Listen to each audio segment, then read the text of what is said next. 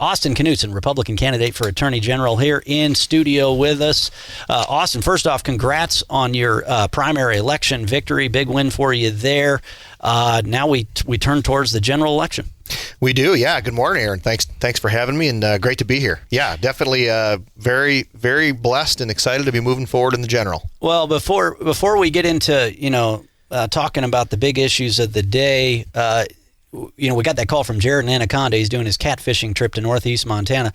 You represent parts of that country there. Yeah. So you know a few spots to hit too. So you've also been working on the Wolf Point, the Wild Horse Stampede planning. So the rodeo is a go. The rodeo is a go in Wolf Point. They're expecting a great turnout of contestants. I mean, just because there's been so many canceled rodeos, I think that we're going to have some really big cowboys and cowgirl names show up in Wolf Point for that event. It's supposed to be a really good rodeo. We are not doing a street dance or the carnival this year. That's just out of an abundance of caution due to COVID-19. But we've had some great cooperation with the Stampede Committee and the Fort Peck tribes. And so the rodeo is on. It is happening this week, Thursday, Friday, Saturday. That's great. Well, that's always a good event. And the good thing is it's outdoors, and there's opportunity for you to spread out a little bit too. And and the rodeos they've all been figuring out ways to make this work for everybody. The Stampede Committee has done a fantastic job. They've got a great plan in place. They've run it past the Roosevelt County Health Board. They've run it past the tribes. I mean, everybody's happy with what's going to happen. They're going to have opportunities for social distancing in groups of no bigger than 30 in the grandstand. They're going to be temperature testing everyone that comes in as far as the contestants. The contestants, just because they're coming from all over, they're going to be separated and have to stay down by the chutes. So, yeah, I think it's going to be a great, safe, fun weekend. Yeah, well, that's great. That's great because I know the rodeos that have been going on, they've just been hugely popular. And really from a mental health standpoint, people need to get out and they need to enjoy themselves. And so that's why the 4th was so great. Well, putting the COVID-19 pandemic aside for a moment here, I want to talk with you about the meth epidemic. That's really, if we had an active case tracking chart of meth cases in Montana like we do an active case tracking chart for COVID-19 cases in Montana, well, I tell you, they'd say, well, why are we even worried on this chart over here? This meth epidemic has been way more costly here to the state of Montana, but not to downplay the other, but just to say that this meth epidemic has been with us for several years and is hugely costly to the entire state of Montana. But what I really want to start with you is we've seen all these attacks on our police, all these attacks on our law enforcement, efforts to defund the police that unfortunately are even getting some supporters here in Montana, trying to cut $300,000 from the Helena Police Department budget. They've already shifted funding in Bozeman. You're the only candidate for Attorney General that's actually speaking out clearly in support of our men and women in law enforcement. Absolutely. Look, I work with law enforcement every day. I'm a county prosecutor.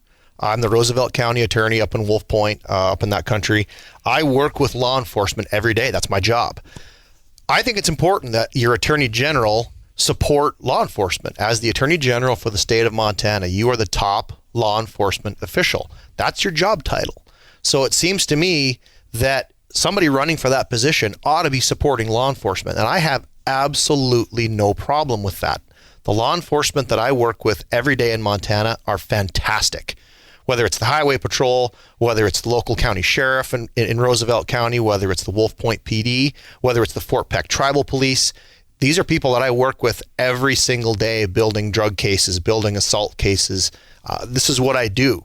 So if you're looking for an Attorney General who's going to be pro-law enforcement, is going to work with law enforcement, and has a background in law enforcement, I'm your candidate. And I think it's incredibly dangerous to be out there advocating for defunding the police, especially in Montana with what we've got going on now. It's not hyperbole, Aaron, to say we have got a drug epidemic in Montana. You look at anybody's crime stats, not just the state of Montana's nonpartisan crime stats. You can look at the U.S. Department of Justice nonpartisan crime stats for the state of Montana. 36% increase in overall violent crime in Montana since 2013. That's staggering. You break that down, we're talking rapes, 32% increase. Aggravated assaults, 30% increase. Homicides, 68% increase, Aaron, from 2013 to 2017. Austin Knudsen, Republican candidate for Attorney General, here in studio with us. Austin, what else are you hearing about on the campaign trail? I mean, I know people are very concerned about defunding the police and removing school resource officers from the schools. I saw the radical liberal outfit ACLU is advocating removing the police from the schools. Same organization that's okay with taking away our gun rights to protect ourselves doesn't want police in schools to protect our kids either. So I don't know. It's just outrageous. But what else are you hearing about on the campaign trail? Yeah, I mean, those are two big ones. Here recently, people have been talking about the Espinoza decision that came out of the U.S. Supreme Court here last week. That was a huge decision for parents who are interested in educational freedom in Montana. For those that don't know, I mean, the Espinoza case, basically, it originated in Montana. We had, in the 2015 legislature, there was a tax credit scholarship bill passed that allowed parents to apply for a tax credit to use to pay for tuition to a private school. If you wanted to put your kids in the private school of your choice, maybe the public school isn't working for you, here was another option. After the legislature left town, Governor Bullock just arbitrarily said, you know what? Can't use them for any religious schools. He said, yeah, you could use it for any other private school you want, but if you want to send your kid to a Lutheran school or Catholic school or another Christian school, nope, can't do that. Right, and so that was challenged, went all the way up to the Montana it went to the Montana Supreme Court, who affirmed Governor Bullock. It then went to the U.S. Supreme Court. We had a great ruling. They argued, they decided that was unconstitutional, and so now we've got more educational freedom in the state of Montana. That was a huge win for Montana parents. Yeah, and a remarkable rebuke of the liberal-dominated Montana Supreme Court and the governor's administration as well. So, yeah, that was a big case. Back to the meth epidemic. What more do you think needs to be done on that front? We got to get more resources out to the front lines, Aaron. You know, what we've seen in Helena for the last 7 or 8, even 16 years under Democrat governors is we've seen Helena grow and grow and grow. The bureaucracies get bigger. That has not helped crime in Montana. Growing government in Helena has not helped at all. What we've got to do is get more resources out to your local sheriff's offices, your local police departments, your local county attorney's offices. A lot of these rural counties that are really getting hit by the meth epidemic, they're only part-time county attorneys. They don't have any staff. A lot of them are probably running a law practice on the side to try to keep things, their family afloat.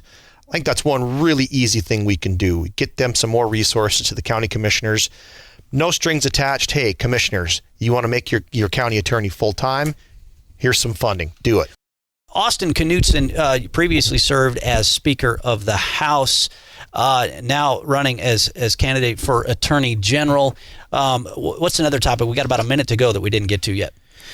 You know, I could keep talking about the meth epidemic, just crime overall, Aaron. I don't mean to keep beating this over and over and over, but we've really got a violent crime problem in the state of Montana, and I really want people to understand that if you're serious about an aggressive attorney general who's dealt with this before, I'm your candidate. I've worked with law enforcement. I'm an experienced trial attorney. I've been in the courtroom for over a dozen years. My competitor simply hasn't. My Democrat opponent has got very little legal experience. There's actually some question about whether or not he's legally able to run for attorney general. He's, a nice enough young guy, but he doesn't have the experience that I do in the courtroom and dealing with law enforcement.